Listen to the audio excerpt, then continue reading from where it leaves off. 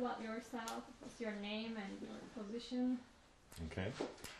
Dan May, Professor of Religion at Oklahoma City University, and I teach courses in world religion, interreligious dialogue, courses on Asian philosophy, ethics.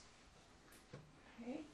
What was your first impression about Turkish people and Turkey before you met IID volunteers? Well, as somebody who's spent a long time studying other cultures and religions, I knew we would have a very nice experience, but I knew that intellectually. It was certainly a wonderful pleasure to actually meet Turkish people and enjoy the hospitality. Have you had any hesitation when you got the invitation for Turkey trip? No. No, not at all? But I'm probably not the typical American. Yeah. Okay. So, what about your friends and families? Did they show any reaction? No, I think most of our friends were quite thrilled we were going. But again, you know, professors, intellectuals, I think they're not maybe quite as prejudiced, a little more worldly, global about these sort of things. I think when I went to Israel many years, this was 1986, I think more of my friends were concerned, but that was 20 years ago already. And certainly for me, I've traveled, we've been to Africa several times, we were in Morocco this summer, so to me I was looking forward to the experience. Good. What did you strike most in Turkey? And I've got how long?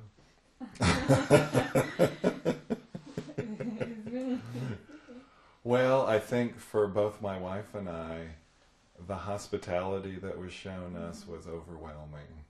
And if you see any of the tape from the last dinner we had in Istanbul, all of us are in tears. Our Turkish hosts are in tears.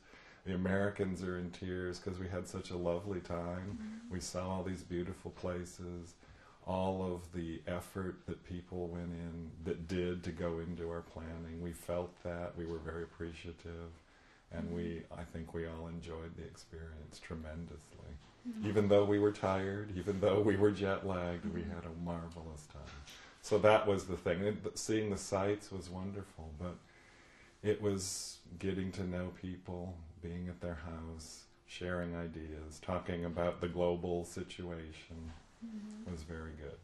If I ask about what is the most striking place that you enjoy? I liked all the places, but I think especially I liked Konya, visiting the tomb of Rumi, very spiritual, very powerful. I wasn't prepared for that. Plus we met a principal of Sabah schools, one of the Gulen-inspired schools, and we had a very nice relationship with him, so I think I have very fond memories of that as well. How your impression about Turkey and Turkish people has changed after the trip? I think before the trip, I knew maybe a little bit of Turkish history. I knew it was an Islamic country. Probably didn't know much more than that. I didn't have any negative impressions of Turkey per se, but going there, you realize what a rich culture it is, not just in terms of Ottoman or Islamic culture, but all of the Roman and Greek sites that are there, the archaeological sites, the Christian sites. You realize what a diverse culture this is, what a long history, very powerful, very beautiful in terms of the architecture, the art, the people, the diversity. That I don't think I could ever have gotten from a book and really appreciated it. So that was very, very helpful. So now, even though I've taught Islam for many years in a world religion class, having now been to Morocco and even Palestine, seeing some of those sites, and now Turkey, I think I speak with much more authority to my students when we're talking about these issues. Because they, of course, are influenced by the media, so they're going to wonder, is Islam terrorist? And we have to deal with these questions. And now I can say, I've been to Turkey. I've felt the hospitality of Turkish people. I've seen the country firsthand. I know these are not true.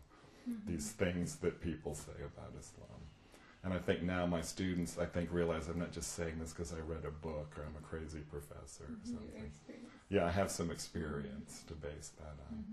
What is the unique thing about Turkey if you compare the places that you have been before in terms of understanding Islam or, that culture? What's unique? I think what we saw, and this is what you don't see a lot in the press or the media, Turkey, I think, is more open to other religions, other cultures, partly because of its own history, and you feel that there. There were all of these different archaeological sites, different communities of people. So we felt that there was a spirit of understanding, dialogue that was taken seriously by most people. Okay. How did you feel when you learned, and maybe you already learned that Turkey was cradle of many civilizations, as you said, and many religions, and people could live together in peace for centuries? Yes. So how did it contribute to your ideas about peace in the world? Yeah, again, I knew that intellectually, as somebody who had some familiarity with Islam in Turkey, but to actually be there and to have, obviously Turkish people who paid for our trip, who took us around, who showed us these sites, who were very hospitable, that goes beyond just an intellectual idea, so you realize that's true.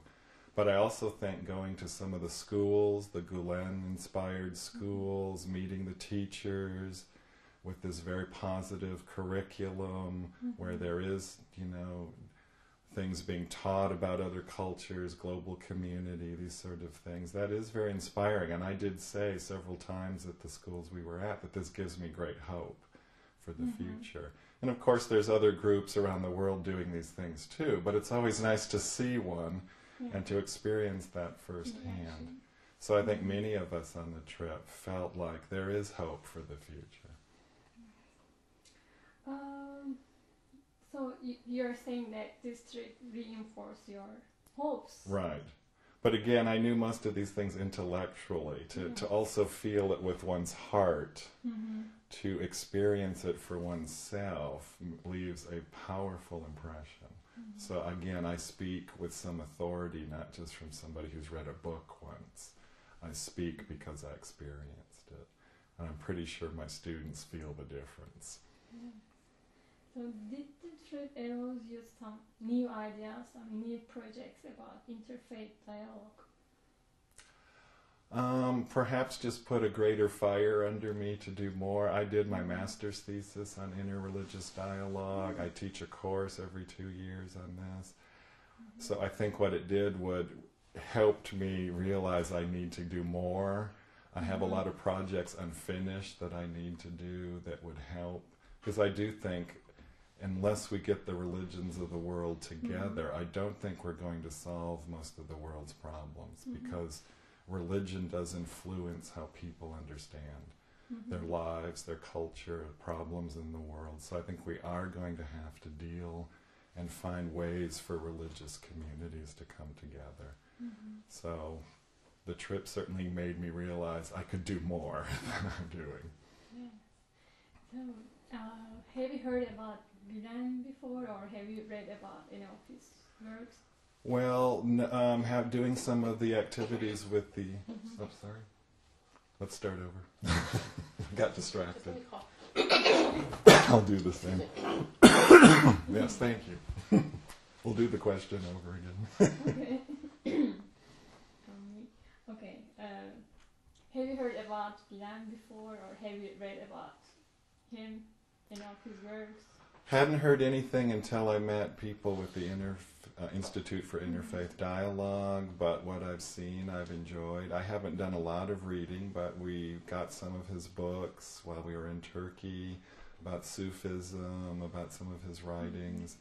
And certainly I think what he has to say about education, about interfaith dialogue, is a message the world needs to hear. And I think all of us need to work harder on these ideas and find ways to perhaps adapt them to American life and other cultures as well.